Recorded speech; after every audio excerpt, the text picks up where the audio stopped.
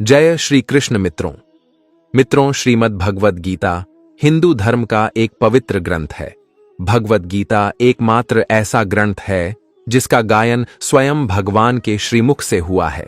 जब महाभारत के युद्ध के मध्य में धनुर्धर अर्जुन युद्ध से घबरा गया, तब भगवान श्री कृष्ण ने अपने श्रीमुख से जिस शास्त्र का गायन किया, जिस गीत का गायन किया, वो श्रीमद् भगवद गीता है।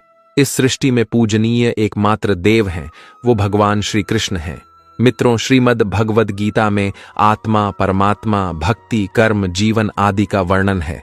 इसमें जीवन जीने का तरीका, अच्छे और बुरे की समझ, आत्मा और परमात्मा का मिलन, कर्तव्य पालन, आत्मा की अमरता जैसे विषयों पर चर्चा की गई है। गीता को पढ़ने और उस पर अमल करने से जीवन में सुख, शांति और समृद्धि आती है। मित्रों, आज के समय में दुनिया में बहुत कम ऐसे ग्रंथ हैं जो सबसे अधिक पढ़े जाते हैं, और श्रीमद् भगवद गीता उन्हीं ग्रंथों में से एक है। इसमें मानव जीवन के हर प्रश्न का उत्तर दिया गया है। यह ज्ञान के सागर का भंडार है। मित्रों, हम आपके लिए लेकर आए हैं भगवद गीता की एक नई श्रृंखला, जिसका नाम है भगवद गीता की सीख। मित्रों, हम आपको हर वीडियो में एक एक अध्याय का सार बहुत ही सरल भाषा में बताएंगे, जिन्हें जानकर आप श्रीमद् भगवद गीता का सही मतलब समझ पाएंगे। इसलिए मित्रों, आप वीडियो को अंत तक जरूर सुनें। तो चलिए मित्रों, भगवान श्री कृष्ण का नाम लेकर वीडियो शुरू करते हैं। श्रीमद् भगवद गीता अध्याय 1, अर्जुन विषाद योग। पहला अध्याय है अर्जुन विषाद योग।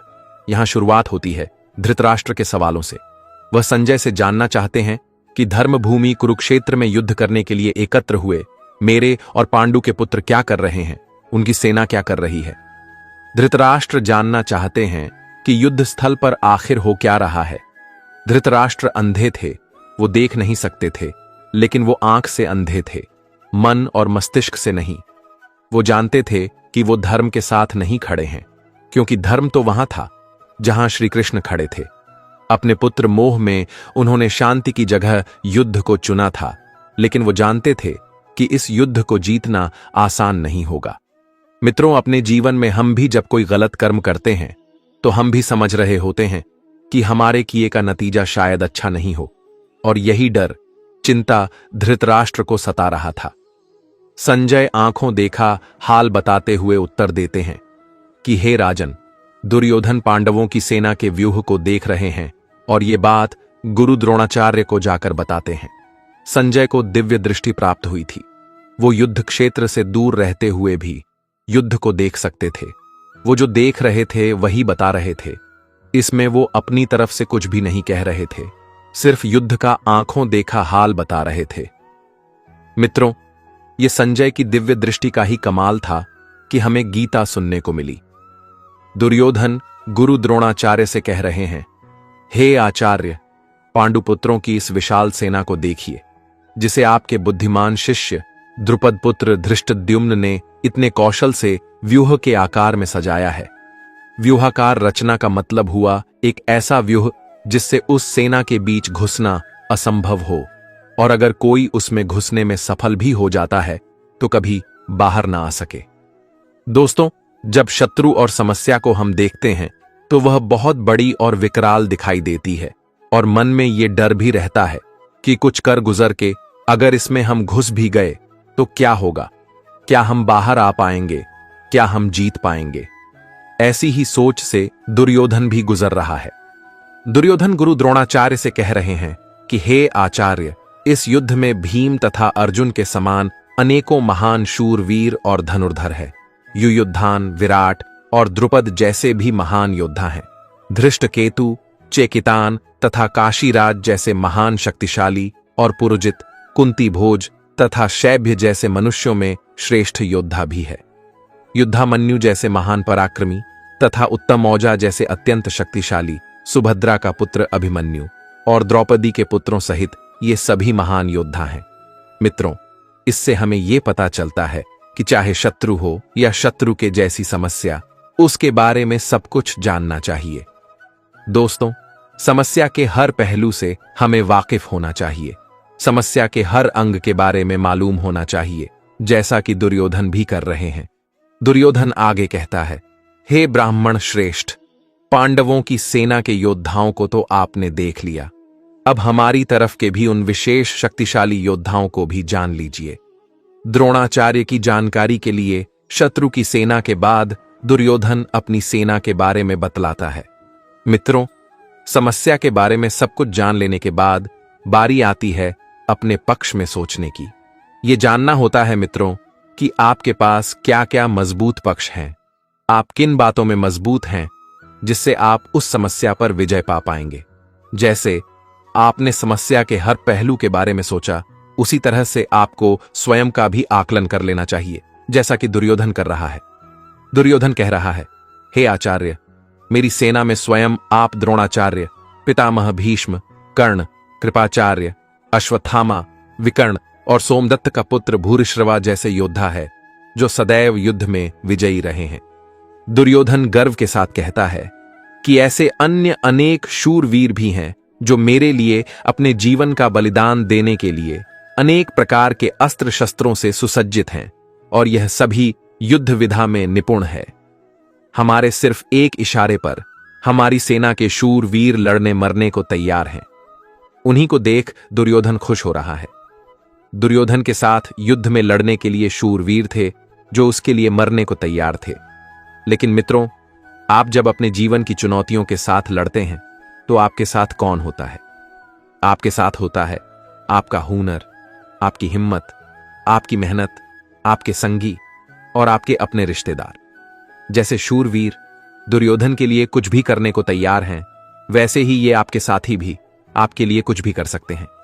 दुर्योधन आगे कहता है कि इस प्रकार भीष्म पितामह द्वारा अच्छी प्रकार से संरक्षित हमारी सेना की शक्ति असीमित है, किंतु भीम द्वारा अच्छी प्रकार से संरक्षित होकर भी पांडवों की सेना की शक्ति सीमित है। दुर्योधन कहना चाहते हैं कि भीम की सेना को वो आसानी से जीत सकते हैं। मित्रों, दुर्योधन यहां घमंड दिखा रहा है जो आपको बिल्कुल भी नहीं करना है मित्रों, कभी नहीं, क्योंकि अगर घमंड हुआ तो वो आपके हारने की शुरुआत है। दोनों सेनाओं के इस तरह के वर्णन से दुर्योधन इस बात पर पहुंचना चाहता था कि सभी मोर्चों पर अपनी अपनी जगह स्थित रहकर आप सभी निश्चित रूप से भीष्म पितामह की सभी ओर से सहायता करें। संजय धृतराष्ट्र को बताते हुए कहते हैं कि हे राजन, तब कुरुवंश के वयोवृद्ध परम प्रतापी पितामह भीष्म ने उच्च स्वर में सिंह गर्जना के समान ऐसा शंख बजाया कि दुर्योधन के हृदय में हर्ष उत्पन्न हो गया। मित्रों, युद्ध जीतने के लिए अपने पक्ष में माहौल बनाना पड़ता है, खुद को दिलासा भी देना पड़ता है कि हम युद्ध जीतने में सक्षम हैं। ऐसा ही पितामह भीष्म ने किया और ऐसा ही हमें भी करना चाहिए। मित्रों, युद्ध भयंकर होते हैं और ये इतिहास में आज तक के सबसे भयंकर युद्ध का आरंभ था। भीष्म पितामह के शंख के पश्चात अनेक शंख, नगाड़े, ढोल, मृदंग और सींग आदि बाजे अचानक एक साथ बज उठे। इन बाजों का नाद संगीतमय नहीं बल्कि बहुत ही भयंकर और डरावना था। अब बारी थी पांडु पुत्रों के सेना के शंखनाद की। सफेद घोड़ों से युक्त उत्तम रथ पर आसीन योगेश्वर श्री कृष्ण और अर्जुन ने भी अपने अपने अलौकिक शंख बजाए। हृदय के सर्वस्व ज्ञानी श्री कृष्ण ने पांचजन्य नामक, अर्जुन ने देवदत्त नामक और भयानक कर्म वाले भीमसेन ने पौंड्र नामक महाशंख बजाया। मित्रों, अपने जीवन में इसी तरह से हम भी अपने युद्ध, अपनी चुनौती में आगे बढ़ने के लिए अपनी प्रेरणा चुन सकते हैं।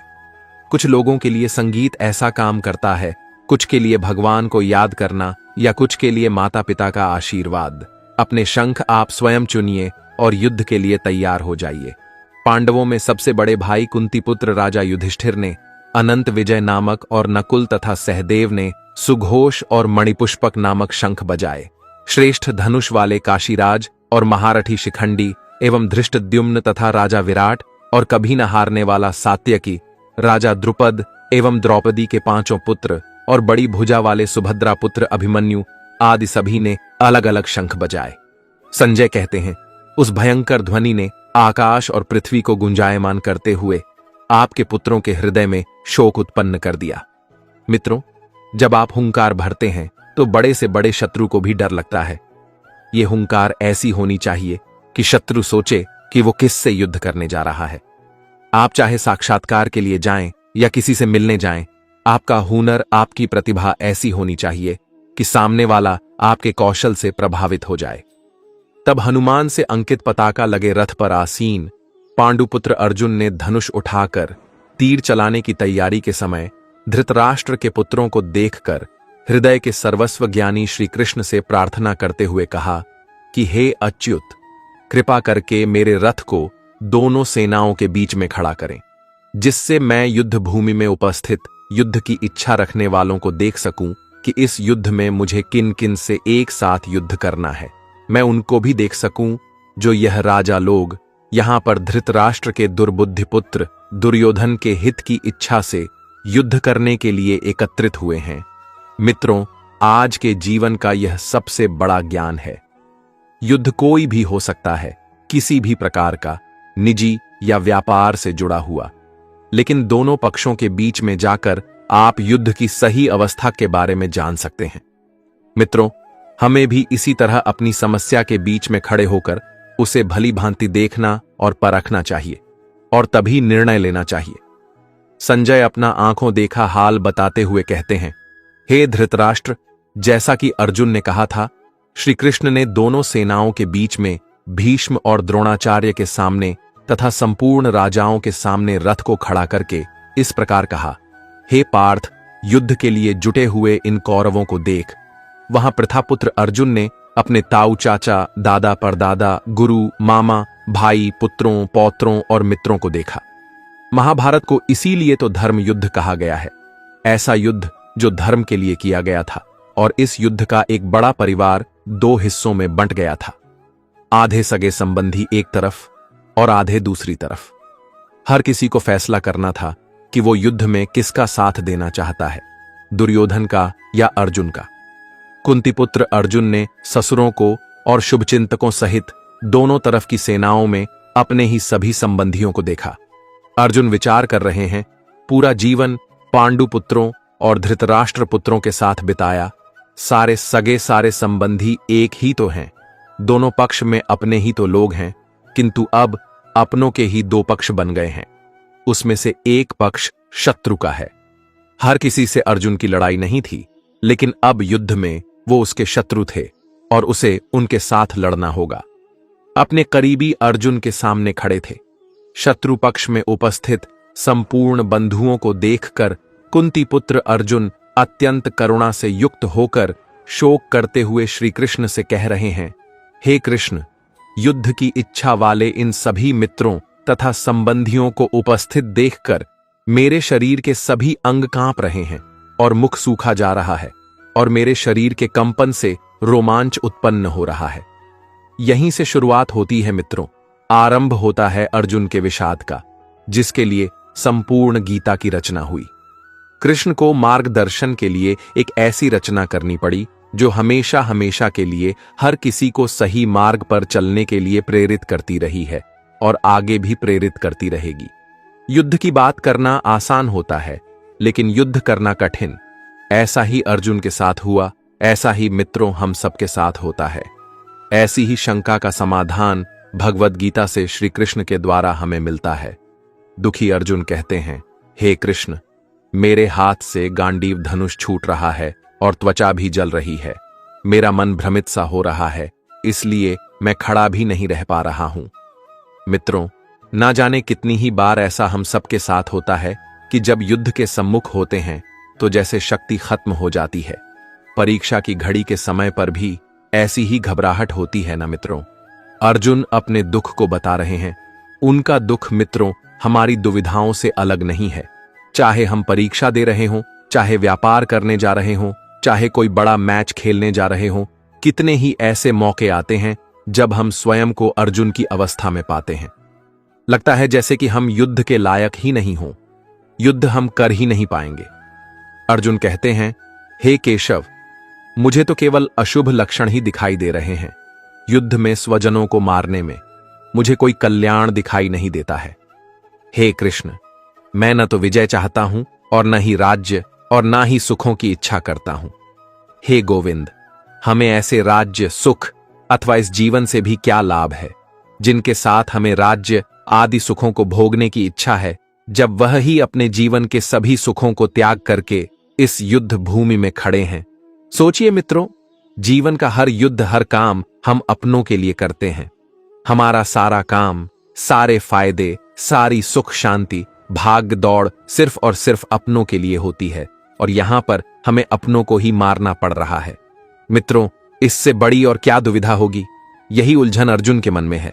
हे कृष्ण, गुरुजन, परिवारजन, पुत्रगण, पितामह, मामा, ससुर, पौत्रगण, साले और सभी संबंधी भी मेरे सामने हैं।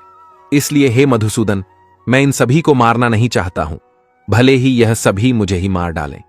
तीनों लोकों के राज्य के लिए भी मैं इन सभी को मारना नहीं चाहता हूं, फिर पृथ्वी के लिए तो कहना ही क्या है। अर्जुन आगे कहते हैं, हे जनार्दन, धृतराष्ट्र के पुत्रों को मारकर हमें कौन सी प्रसन्नता मिलेगी, बल्कि इन आतताइयों को मारकर तो हमें पाप ही लगेगा। अपनों को मारकर, अपनों को दुख देकर केवल पाप ही लग सकता है, पुण्य तो नहीं। ये कुरुपुत्रों के लालच का ही परिणाम था कि भाई भाई आमने सामने थे।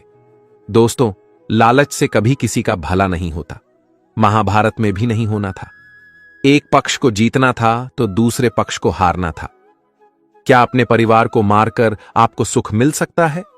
इसीलिए महाभारत को धर्म युद्ध कहा जाता है।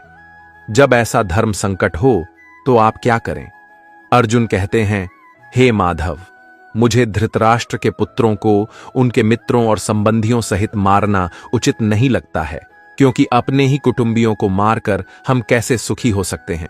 दोस्तों, जब कभी आपके सामने ऐसी परिस्थिति आए जिसमें लालच की वजह से बंटवारा हो रहा हो या झगड़ा हो रहा हो, तो ठंडे दिमाग से अर्जुन की इस हालत के बारे में सोचिएगा और देखिएगा कि दुनिया का सबसे बड़ा युद्ध करके किसको क्या हासिल हुआ।